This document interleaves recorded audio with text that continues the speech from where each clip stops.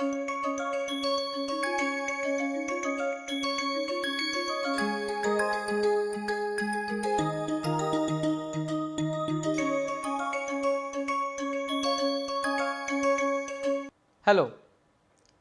So let's begin with the next session. In last session, we have learned about the different laws and act regarding food and the other products related to the herbs which are governed by the Indian territory and which come under the guidelines of Indian government. Today, we are going to see some of the act which are outside the Indian territory, mostly governed by the foreign countries. Mainly the act which is governed by the US government, some of them also come under the European territory. The first is Dietary Supplement Health and Education Act DSHEA, which was established in 1994 and it governs dietary supplements in the United States. DSHEA provides flexibility by recognizing dietary supplements closer to food rather than drug. Dietary supplements may contain herbs, botanicals, vitamins, minerals, amino acids or extract from drug of natural sources. Manufacturers are responsible for ensuring such product safety before marketing. Hence, the FDA monitors product post-marketing and takes action against unsafe supplements. For that, they need a proper guidelines which was put up by this act. The compliance with current good manufacturing practices, also known as a CGMP, is mandatory for such product to maintain their quality. These are the criteria for dietary supplement. What product can be classified as a dietary supplement under this act? The dietary supplement must not be represented as conventional foods or sole meal replacement. For example, any product which is just a replacing a food component will not be considered as a dietary supplement.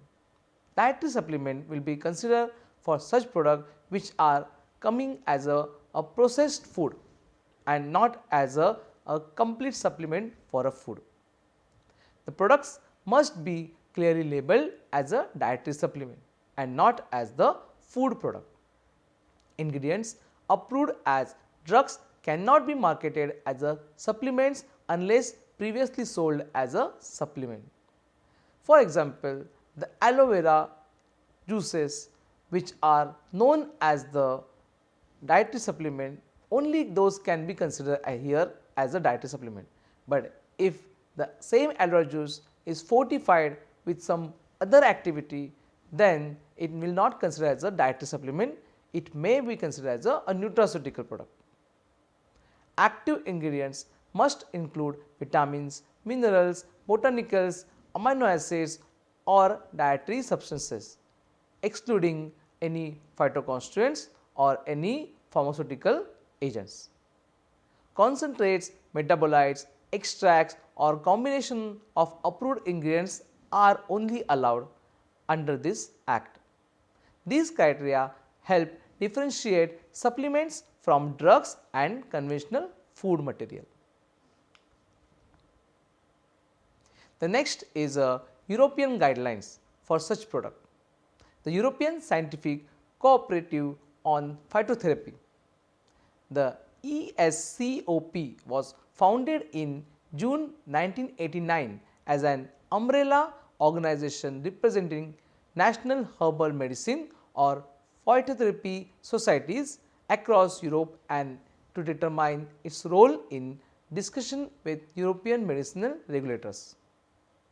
In particular, it produces reviews on therapeutic use of leading herbal medicinal products or herbal drug preparations based on specific scientific evidences and on leading expertise across the Europe. It aims to advance the specific status of herbal medicinal products and to assist with the harmonization of their regulatory status at the European level. It also promotes the field of phytotherapy. The phytotherapy where the molecules or the phytomolecules are extracted, purified and given as a therapeutic. These such molecules are very beneficial for treating some of the disease condition and they will be considered here as the API, that is the active pharmaceutical ingredients. The main objective behind ESCOP's working is to develop a coordinated scientific framework to assess herbal medicinal products. The market was filled with such herbal products and for getting them a good quality products into the market need to have a proper regulatory framework. To promote the acceptance of herbal medicinal product especially within the general medicinal practices. To support and initiate clinical and experimental research in phytotherapy. As I mentioned, phytotherapy is the another area of a product where the isolated phytomolecules considered as an active pharmaceutical ingredient. Though those molecules are isolated from the known herbal products, but still need to have a proper clinical proof to ensure their safety. To improve and extend the international accumulation of scientific and practical knowledge in the field of phytotherapy, which is lagging in many of such cases. To support all appropriate measures that will secure optimum protection for those who use herbal medicinal products. And then finally, to produce reference monograph on the therapeutic use of such plant products. This monograph is acting as a authoritative literature which helps the researcher and the manufacturer to develop the quality parameters for such product. Role of ESCOPs.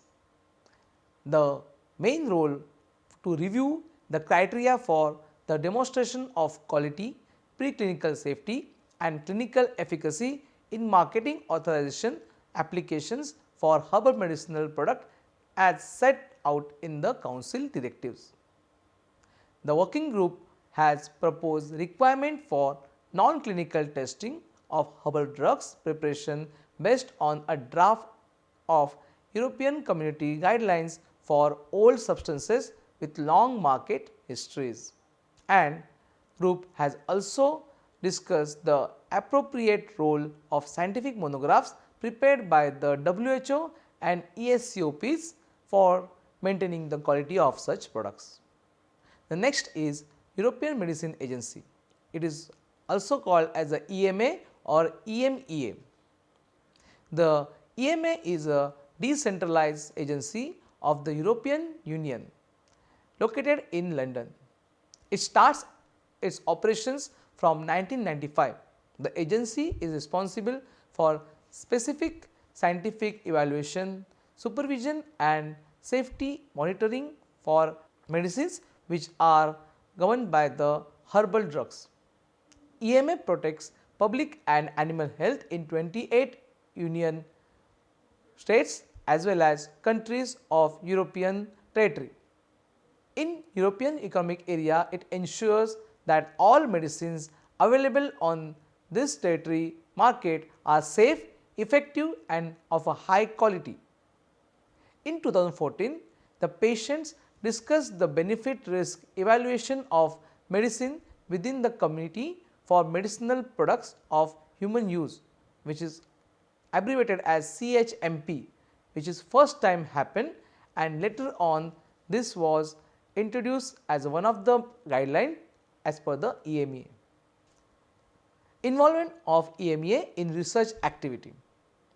Based on the input by the patient, the EMEA started a guidelines for the research activity, providing a forum for discussion and debate in the committees and working parties, organizing scientific workshop, and outcome of those will be considered for developing the newer guidelines.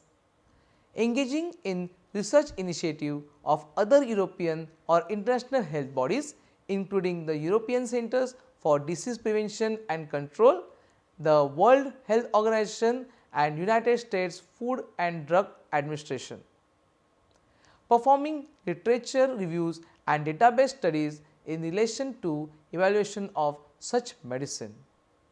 Analyzing in-house data, advising on policies and identifying research priorities for public or part public funding programs.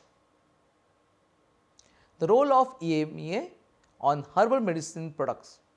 Establishing European Union monograph covering the therapeutic uses and safe condition of well established herbal products and traditional products for using under the European territory. Drafting an European Union list of herbal substances, preparations and combinations thereof for use in traditional herbal medicinal products. Prepare scientific guidelines and regulatory guidelines to help companies prepare marketing authorization and registration applications for such herbal medicine. Prepare opinion on questions referred to EMEA by a national competent authority as well as international competent authority regarding the period and evidence of safe use for traditional herbal medicines products. Cooperate with European Directorate for the Quality of Medicine and Healthcare on European Pharmacopoeia Standard and EMEA guidance on quality of herbal medicines. And finally, provide scientific and regulatory support to companies and manufacturers and research organizations for developing herbal formulations. So, if we summarize the entire session, following are the guidelines given by the international agencies regarding food and herbal products.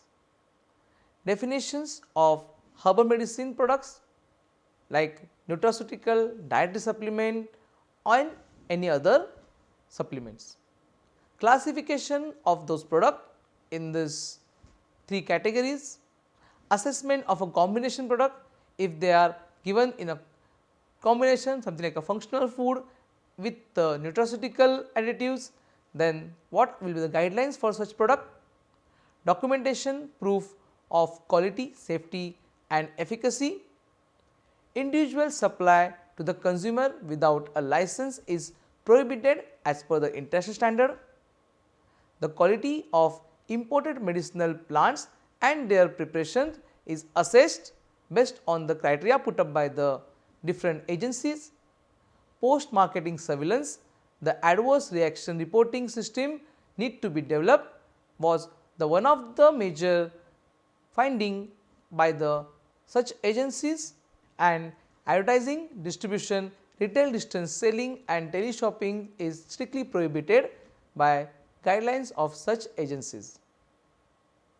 It has been seen that the such products are misbranded with the false advertising, and that is why it is one of the finding by the agencies where they have strictly prohibited the advertisement by teleshopping or by internet media for such product. With this, we have come to end of the international standards about the food and the herbal products.